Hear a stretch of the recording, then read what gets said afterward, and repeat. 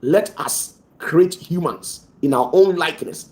The us, you should underline that particular word. The us over there should tell you that the Holy One alone didn't just create humans. He set some beings, some luminous beings, some beings that possesses a higher divine intellect, and not any other being than the being of Jesus, and then the Holy Spirit. These were the three major celestial beings whom the Holy One sat down with and discussed issues with these two beings.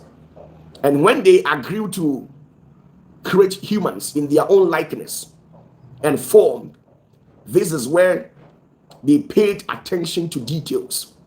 There are certain qualities that we humans, we possess, that angels, even to the highest realm, the seraphims, the four living creatures, the ophanims, and those aralings, they don't even have these particular qualities. These particular qualities that I'm about to mention was specifically assigned to only humans.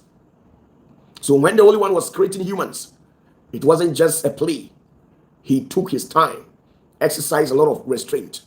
He went through processes, slept over it, countless of years, countless of days, before he gave out the green light for humans to be created.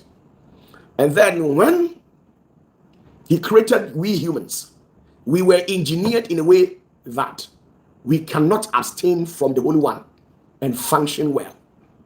We were not created independent.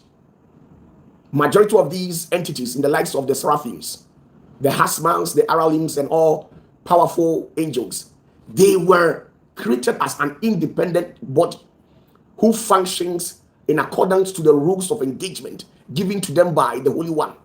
But we humans, we were not created like that. We were created as a dependent soul. We depend on the Holy One to function here in the earthly realm. So once you decide to boycott the Holy One, you cannot function properly in this existential realm of humanity. And this is what you must be well thought and understood properly. We were not created as an independent soul. Now, when the Holy One created humans, he took the human soul to wallow through 5 dimensions. It operates on 5 levels. And all these 5 levels has a specific function. Now, there was a collective data pertaining to how humans were created. And when you read the Bible clearly, sometimes too, there are some of these biblical prescriptions which gives details about how humans were engineered, but not all. Now you must understand that before the Holy One created humans, he consulted 5 powerful stations. And these powerful stations, it operates within the kingdom of the Holy One.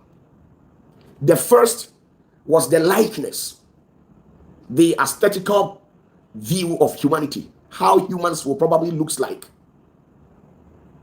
Now, when you read the Bible clearly, it says, let us create humans like our likeness, our image.